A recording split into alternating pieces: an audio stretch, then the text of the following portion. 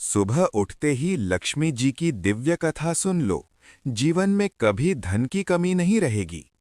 नमस्कार, आपका स्वागत है कथा ज्ञानवर्धक में।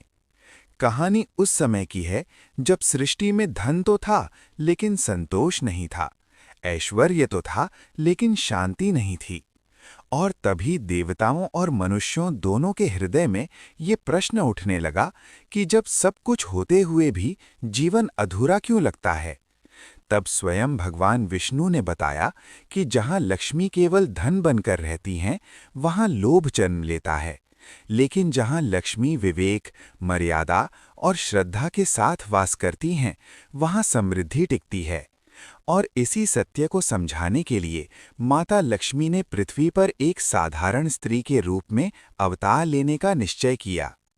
कथा बताती है कि माता लक्ष्मी एक ऐसे घर में पहुंची जहां ना तो सोना था, न चांदी, न बड़ा भवन, लेकिन वहां श्रम था, सच्चाई थी और ईश्वर में अटूट विश्वास था। उस घर की स्त्री प्रतिदिन सूर्योदय से पहले उठती, घर को स्वच्छ रखती, अन्न का सम्मान करती और जो थोड़ा बहुत मिलता उसी में संतोष रखती थी। और यही वो स्थान था जहां लक्ष्मी धन के रूप में नहीं बल्कि शांति के रूप में ठहरने लगी। धीरे धीरे उस घर में बिना शोर के उन्नति होने लगी। कोई चमत्कार नहीं हुआ, लेकिन कर्ज घटने लगा, रोग दूर होने लगे और परिवार में प्रेम बढ़ता चला गया।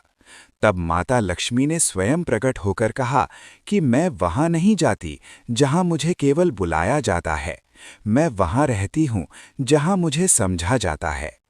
कथा आगे बताती है कि माता लक्ष्मी उन घरों से दूर चली जाती हैं जहां अपमान, आलस्य, गंदगी, झूठ और अहंकार का वास होता है, चाहे वहां कितना भी धन क्यों ना हो, क्योंकि धन बिना संस्कार के रुकता नहीं। कथा में एक और प्रसंग आता है जहां एक धनी व्यक्ति प्रतिदिन लक्ष्मी पूजन करता था, लेकिन उसके घर में हमेशा अशांति रहती थी। तब माता लक्ष्मी ने उसे बताया कि तुम मेरे चित्र की पूजा करते हो, लेकिन मेरे स्वभाव का अपमान करते हो। क्योंकि जहां स्त्री का सम्मान नहीं, जहां अन्न की बर्बादी है और जहां श्रम से बचने की प्रवृत्ति है, वहां मैं केवल दर्शन देकर चली जाती हूं, ठहरती नहीं। धीरे धीरे कथा ये स्पष्ट करती है कि लक्ष्मी जी केवल तिजोरी में नहीं रहती, वे रसोई की स्वच्छता में, समय पर दिए गए अन्न में, माता पिता की सेवा में और परिश्रम से कमाए धन में वास करती हैं। कथा का अंत इस गहरे संदेश के साथ होता है कि माता लक्ष्मी कभी भी शोर मचाकर नहीं आती और न ही चेतावनी देकर जाती हैं। वे बस चुपचाप प्रवेश करती हैं और चुपचाप ही विदा हो जाती हैं।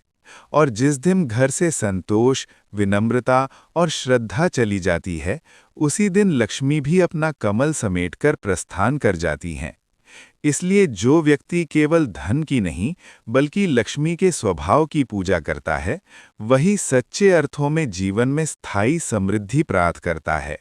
और अब कथा उस रहस्यमयी समय में प्रवेश करती है जब माता लक्ष्मी ने ये अनुभव किया कि मनुष्य उन्हें केवल पाने की लालसा करता है, लेकिन अपनाने का धैर्य बहुत कम लोगों में होता है। इसलिए उन्होंने पृथ्वी पर घूम घूम कर ये देखना प्रारंभ किया कि वे किन घरों में ठहर सकती हैं और किन से उन्हें बिना कुछ कहे लौट जाना पड़ता है। कथा बताती है कि माता लक्ष्मी एक ऐसे नगर में पहुंची जहां हर घर बड़ा था, हर दरवाजा सोने से जड़ा था, लेकिन उन घरों में प्रवेश करते ही माता को भारीपन महसूस हुआ, क्योंकि वहां धन तो था पर दया नहीं थी, भोजन तो था पर कृतज्ञता नहीं थी, और स्त्रियों के हाथों में आभूषण तो थे लेकिन आंखों में सम्मान नहीं था। और तभी माता लक्ष्मी ने मन ही मन कहा कि जहां धन अहंकार बन जाए, वहां मेरा ठहरना स्वयं मेरे स्वभाव का अपमान है, और वे वहां से चुपचाप लौट आईं। आगे कथा हमें एक छोटे से गांव में ले जाती है जहां एक विधवा स्त्री अपने बच्चों के साथ कठिन जीवन जी रही थी। न घर पक्का था, न वस्त्र नए, लेकिन वो प्रतिदिन सूरज निकलने से पहले उठकर धरती को प्रणाम करती, अन्न का एक कण भी व्यर्थ नहीं जाने देती और जो थोड़ा भी मिलता उसमें से किसी भूखे को जरूर खिलाती। और यही वो स्थान था जहां माता लक्ष्मी बिना प्रकट हुए ठहर गईं।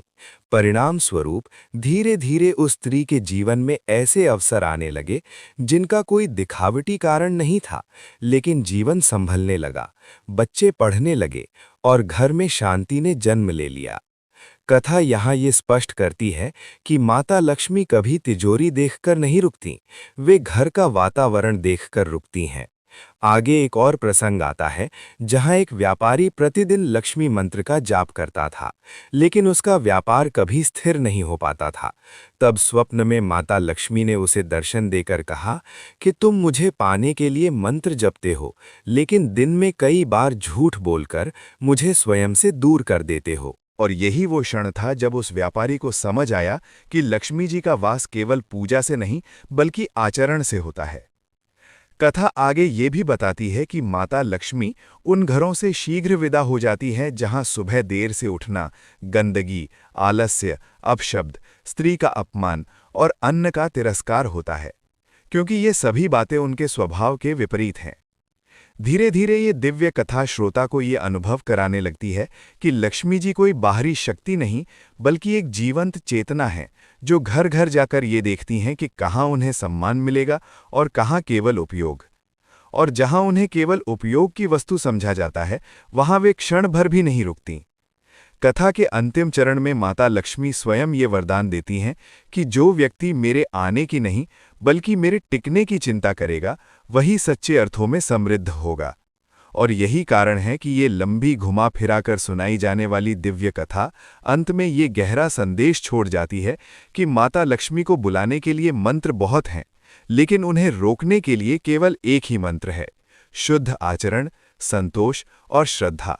क्योंकि जहां ये तीनों होते हैं वहां लक्ष्मी जी स्वयं कमल आसन पर विराजमान होकर कहती हैं, ये मेरा घर है।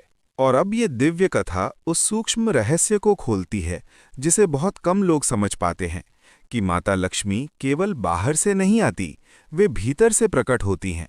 और इसी सत्य को प्रकट करने के लिए एक बार माता लक्ष्मी ने स्वयं पृथ्वी पर भ्रमण करते हुए ये देखा कि लोग उनके नाम पर दीप जलाते हैं, फूल चढ़ाते हैं, लेकिन उसी घर में माता पिता की अवहेलना होती है। स्त्री के आंसू अनदेखे कर दिए जाते हैं और भोजन को बिना आदर के फेंक दिया जाता है। तब माता लक्ष्मी ने गहरी पीड़ा के साथ कहा कि जहां मेरे नाम का उच्चारण हो लेकिन मेरे गुणों का तिरस्कार हो, वहां मेरा रुकना असंभव है। और वे वहां से बिना किसी आहट के चली गई। कथा आगे एक ऐसे घर का वर्णन करती है जहां कोई विशेष पूजा पाठ नहीं होता था, लेकिन घर की स्त्री सुबह उठकर आंगन साफ करती, तुलसी को जल चढ़ाती और दिन की शुरुआत कृतज्ञता से करती थी। उस घर में शब्द कम बोले जाते थे लेकिन सम्मान अधिक था। और यहीं माता लक्ष्मी बिना किसी चमत्कार के स्थायी रूप से निवास करने लगीं। परिणाम स्वरूप उस घर में धन धीरे धीरे बढ़ा, लेकिन उससे भी अधिक बढ़ी आपसी समझ, संतोष और सुख। कथा ये भी बताती है कि माता लक्ष्मी उन स्थानों से तुरंत दूर हो जाती हैं जहां आलस्य को आराम समझा जाता है, जहां देर तक सोना और जल्दी शिकायत करना स्वभाव बन जाता है, क्योंकि परिश्रम और लक्ष्मी का संबंध उतना ही गहरा है जितना श्वास और जीवन का। आगे कथा एक ऐसे राजा का प्रसंग लाती है जिसने अपने राज्य में अपार धन इकट्ठा कर लिया था, लेकिन प्रजा दुखी थी। तब माता लक्ष्मी ने स्वप्न में राजा को दर्शन देकर कहा कि तुमने मुझे कोष में बंद कर दिया है, इसलिए मैं अब यहाँ नहीं रहूंगी। और कुछ ही समय में उसका वैभव छिन गया, जिससे ये स्पष्ट होता है कि लक्ष्मी का बंधन संग्रह से नहीं, प्रवाह से होता है। कथा का ये भाग श्रोता को ये समझाता है कि जो धन रुक जाता है वो बोझ बन जाता है, और जो धन सदाचार के साथ चलता है वही लक्ष्मी कहलाता है। अंत में माता लक्ष्मी स्वयं ये वरदान देती हैं कि जो व्यक्ति मेरे आने की प्रतीक्षा नहीं करेगा बल्कि अपने स्वभाव को मेरे योग्य बनाएगा, मैं उसी के घर बिना बुलाए ठहरूंगी।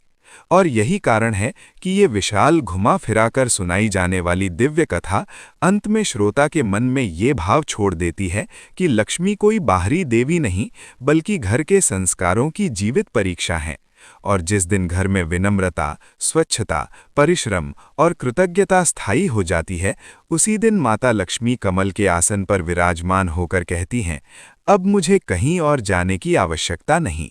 और अब ये दिव्य कथा उस गूढ़ मोड़ पर पहुंचती है जहां माता लक्ष्मी स्वयं ये प्रकट करती हैं कि वे केवल धन की देवी नहीं, बल्कि जीवन की व्यवस्था की देवी हैं। क्योंकि जहां व्यवस्था नहीं होती, वहां धन आकर भी टिक नहीं पाता। और इसी सत्य को समझाने के लिए एक बार माता लक्ष्मी ने एक साधु के वेश में पृथ्वी पर भ्रमण किया। वे अनेक घरों के द्वार पर पहुंची। किसी घर में पूजा थी, पर आपसी कटुता थी। किसी घर में ऐश्वर्य था, पर अन्न का अपमान था। किसी घर में बड़े बड़े दीपक जल रहे थे, पर मन अंधकार से भरे थे। और माता लक्ष्मी उन सभी घरों से बिना कुछ कहे लौटती चली गईं।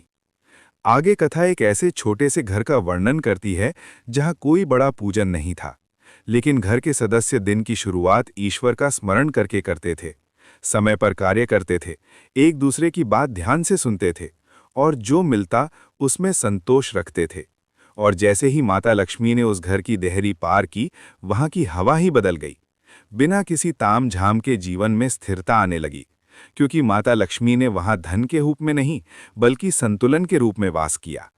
कथा ये भी बताती है कि माता लक्ष्मी उन घरों से तुरंत दूर हो जाती हैं जहां क्रोध को अधिकार समझा जाता है, जहां स्त्री की पीड़ा को मौन में दबा दिया जाता है और जहां बुजुर्गों की सीख को बोझ माना जाता है।